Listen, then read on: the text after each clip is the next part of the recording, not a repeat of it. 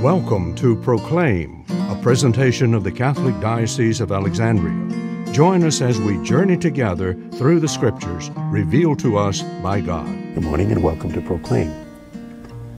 Now that once again we've seen rather dramatic episodes in the midst of this early part of chapter 9, the Transfiguration, the driving out of a demon, we find Jesus now once again talking about what will happen to him in Jerusalem. It says they left from there and began a journey through Galilee, but he did not wish anyone to know about it. This is somewhat different. He's usually been very much a part of the crowds, has been willing to interact with the crowds.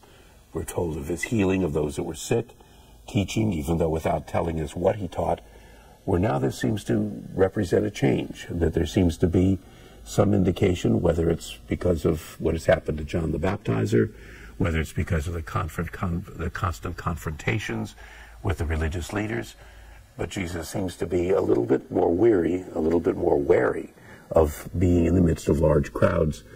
And he seems to also want to take this opportunity to more fully spend time with his closest friends, with the ones he will depend on, with those who, in spite of that mission, seem to find it so difficult to be able to really set aside their prejudices, their own understandings, their own presumptions, and really hear what he's saying.